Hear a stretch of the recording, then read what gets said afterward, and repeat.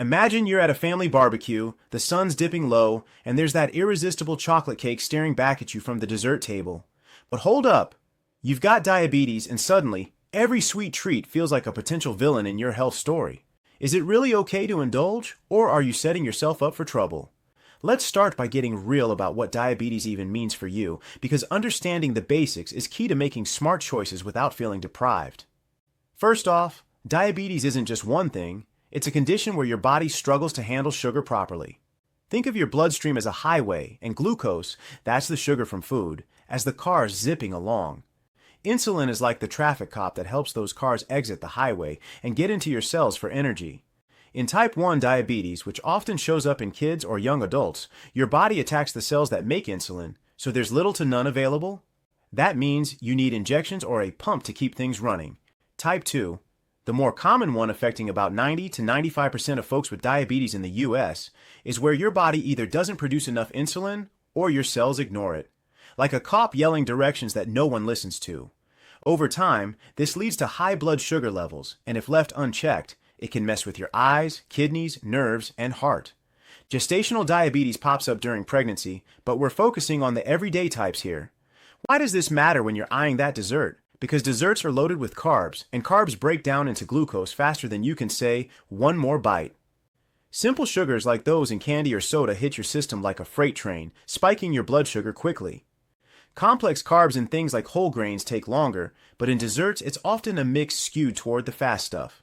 Your body needs glucose for fuel. It's not the enemy, but too much at once overwhelms your insulin setup.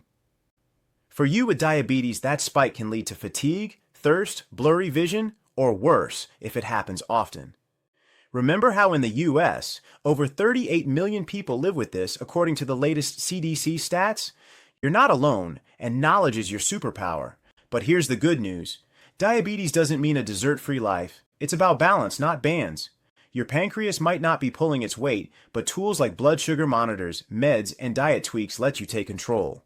When you eat, your digestive system turns food into glucose, which enters the blood. Without enough insulin, it stays there, raising your A1C, that average blood sugar measure, over 2 to 3 months. Doctors aim for under 7% for most, but yours might differ based on age or other factors. Desserts amp up this process because they're calorie-dense and carb-heavy.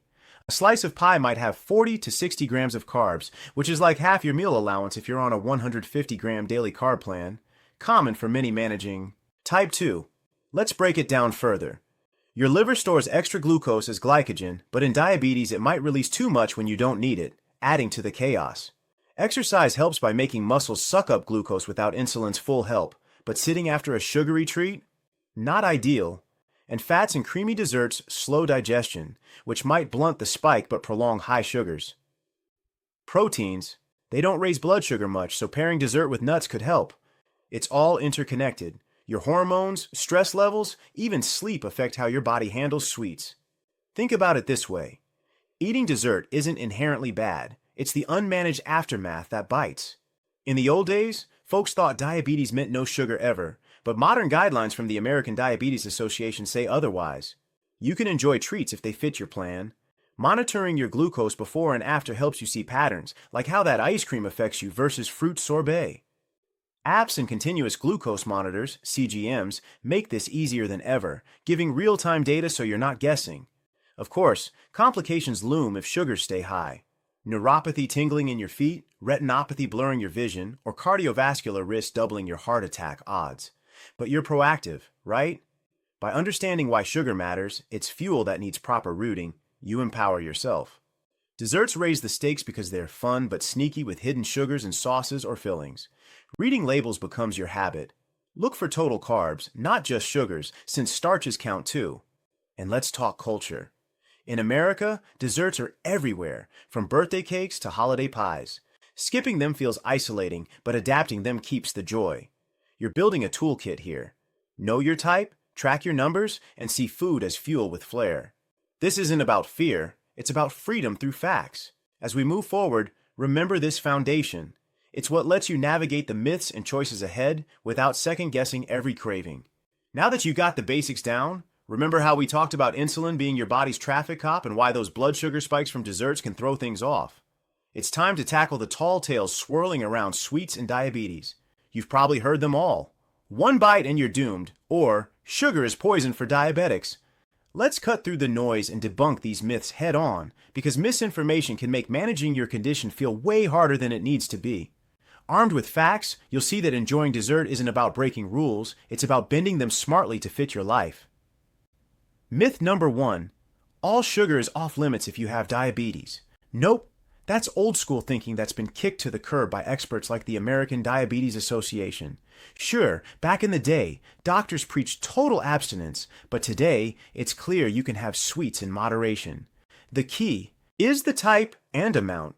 Refined sugars spike faster, but natural ones in fruits come with fiber that slows things down. Think of it like this. A candy bar might send your glucose soaring because it's pure, quick-hit carbs, but a piece of dark chocolate with nuts? That fiber and fat duo tempers the rise. Studies show people with diabetes who include controlled treats stick to their plans better, avoiding that all-or-nothing burnout.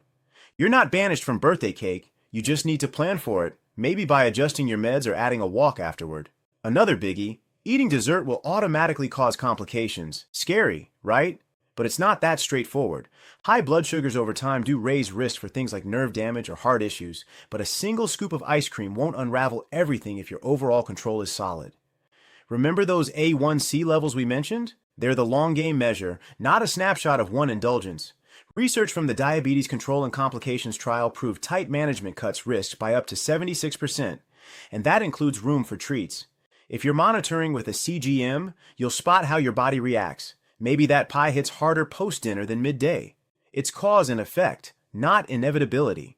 In U.S. culture, where desserts cap off every meal from diners to drive-thrus, fearing them entirely isolates you. Instead, flip the script. Use them as motivation to stay active and mindful. Then there's the Whopper, that sugar-free desserts are always safe and unlimited. Ha!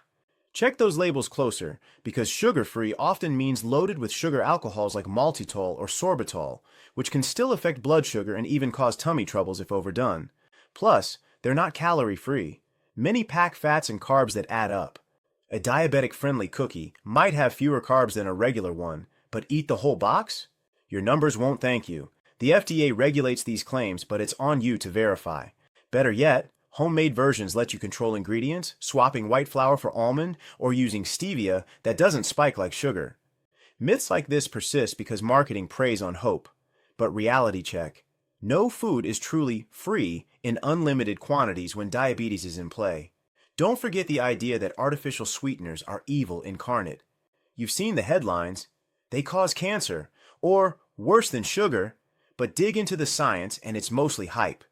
The FDA has approved sweeteners like aspartame, sucralose, and saccharin after rigorous testing, deeming them safe in moderate amounts. For you, they can slash carbs in desserts without the spike, like in a low-carb cheesecake. A review in the New England Journal of Medicine found no solid link to weight gain or health woes when used sensibly. Sure, some folks report headaches, but that's individual. Balance is key. Relying solely on them might train your taste buds to crave ultra-sweet, making real fruit seem bland. Experiment. Maybe erythritol in your coffee cake works wonders without the aftertaste others complain about. One more myth to smash. Desserts always lead to weight gain, derailing your diabetes management. Not necessarily. Weight matters because extra pounds can worsen insulin resistance in type 2, but a treat here and there, especially if portioned, won't tip the scales if your overall diet is balanced. The National Institutes of Health emphasize calorie control over elimination. Pair that brownie with a salad earlier, or share it. Problem mitigated. In America, where portion sizes are supersized, this myth thrives, but mindful eating counters it. Track with apps like MyFitnessPal to see the big picture. One 200-calorie dessert fits if your day totals align. And let's address the guilt trip. If you really cared about your health, you'd skip sweets forever. That's nonsense peddled by diet culture. Mental health counts too. Depriving yourself breeds resentment, leading to binges that spike worse. Psychologists note that permissive approaches, where treats are planned joys, foster sustainability. You're human, craving that apple crisp at Thanksgiving? Embrace it with strategy, not shame. Debunking these lets you reclaim control, turning no into how. By busting these myths, you're freeing yourself from fear-based restrictions. Remember the body's glucose highway? These clarifications keep traffic flowing smoothly, even with detours for delight. As we shift to smarter choices, you'll build on this clarity, picking desserts that satisfy without sabotage.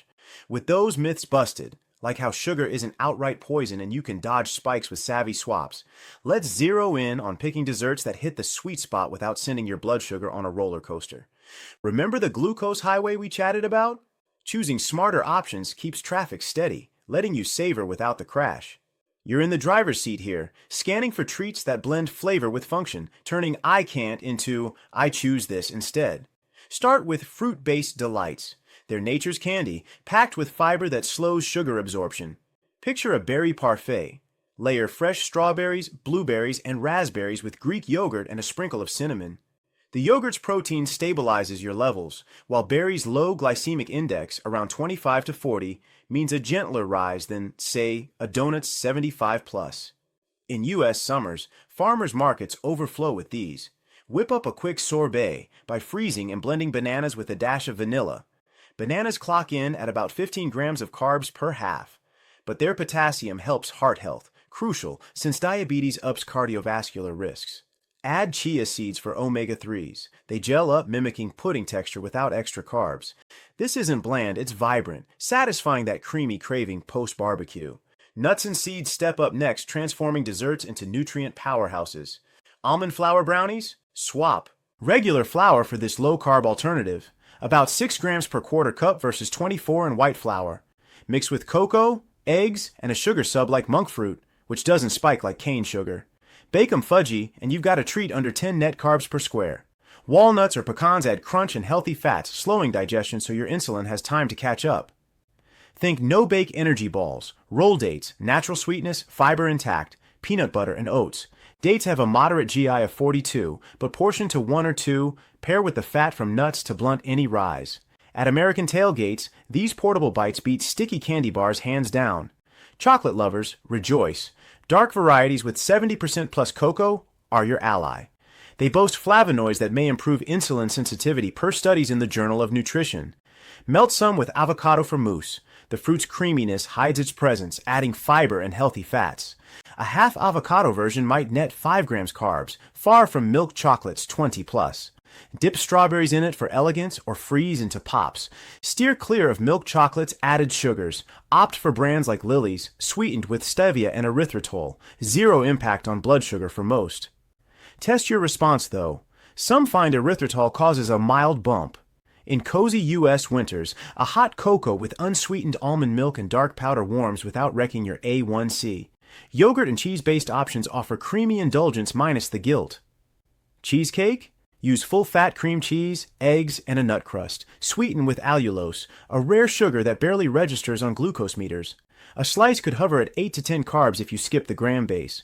Frozen yogurt bark. Spread plain Greek yogurt on a sheet, top with nuts and a few dark chocolate chips, freeze, and break into pieces. Protein-rich, it's a snack that sustains, not spikes. Cottage cheese with cinnamon and apple slices mimics pie filling. Apple's pectin fiber tempers their natural sugars. These fit busy American lifestyles. Prep ahead for work or kids' events. Don't overlook veggies in disguise. Zucchini bread or carrot cake with whole wheat and spices. Grate zucchini into muffins, using coconut flour for low carbs, 4 grams per quarter cup. Sweeten sparingly. Add walnuts for texture. Carrot's beta-carotene supports eye health, vital against retinopathy. Bake mini versions for portion control. Or try pumpkin puree and custards, fall favorite in the States. Low GI at 75 but fiber full. Blend with eggs, spices, and a touch of maple extract. Bake in ramekins. No crust needed, keeping carbs under 15 per serving. Spice it up with herbs and extracts, vanilla, almond, or peppermint. Elevate without calories. A chia pudding with coconut milk and cocoa nibs feels decadent, omega-packed. Experiment. Your taste buds adapt, making these smarter picks as crave-worthy as old favorites. Online recipes abound, tailored for diabetes. Adapt with your carb budget in mind, save 15 to 30 grams per treat. If your daily allowance is 150, ultimately, smart choices mean reading labels for hidden carbs in healthy bars or gels. Prioritize whole foods over processed. They nourish beyond the sweet. Track reactions. That berry crisp might suit you fine midday but not evenings. Build a repertoire. Fruit medleys for light days, nutty bakes for richer cravings. This empowers you, aligning pleasure with health. As we talk portions next, remember these options set the stage for mindful enjoyment, keeping diabetes in check while life stays sweet. Having stocked your mental pantry with those smart dessert picks, like berry parfaits or nutty brownies that keep spikes at bay, now comes the art of when and how much to enjoy them. Remember how choosing wisely sets a stable foundation? Mastering portions and timing builds on that, turning potential pitfalls into seamless parts of your day so you can relish that treat without your glucose monitor beeping alarms. It's like fine-tuning a recipe. A dash too much or at the wrong moment and things go off. Get it right, and it's harmony. Portion control starts with awareness. Your eyes might say, huge slice, but your body needs just enough. In the US, where servings balloon, think mega muffins at coffee shops, scaling back is essential. Use the plate method, half veggies, quarter protein, quarter carbs, including dessert. For a chocolate mousse, aim for a half cup, around 15 to 20 grams carbs, fitting a standard diabetes meal plan.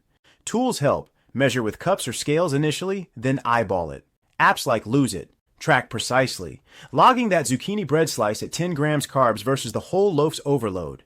Sharing halves the portion naturally, at family dinners, split pie with a partner, savoring socially without excess. Visual cues rock, a golf ball-sized scoop of ice cream, or a deck of cards brownie. This prevents the just one more creep that adds up, keeping your A1C steady. But portions aren't static, they flex with your activity. Post-walk, your muscles guzzle glucose, so a slightly larger treat might not spike as hard. Test this. Check blood sugar before, eat, wait 2 hours, check again. If under 180 milligrams per deciliter post-meal, a goal for many. You're golden. Adjust down if higher. Carbs count most. Net them by subtracting fiber, like in a fibrous apple crisp. A harming gramos carb dessert? Fine if your meal was low carb, balancing the day's total around 45 to 60 per meal for type 2 folks. Hydrate too. Water dilutes blood volume, easing spikes. In American routines where snacks sneak in, treat dessert as the finale, not an add-on, curbing cumulative carbs. Timing ties in tightly. Eat dessert solo, and it hits fast. Pair it wisely, and it slows. After a balanced meal with protein and fat, think grilled chicken salad, add your treat. The food matrix buffers absorption. Studies in diabetes care show this delays peaks by 30 to 60 minutes, giving insulin time to work.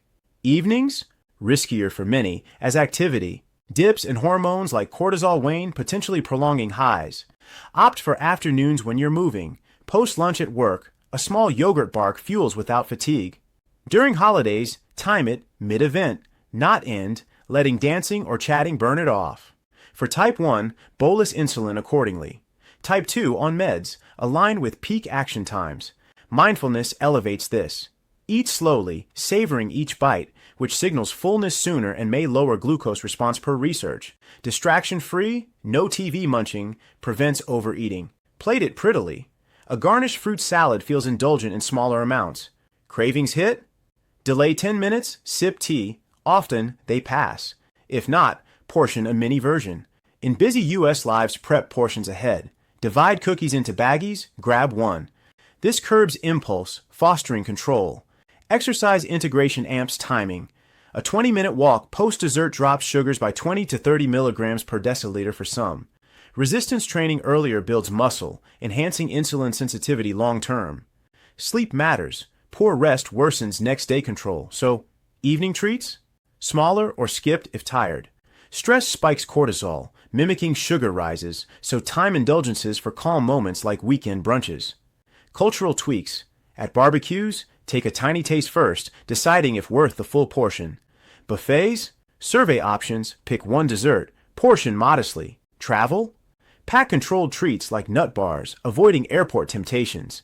Med tweaks. Consult docs for timing adjustments like metformin with meals. Challenges? Slip-ups happen. Log them. Learn.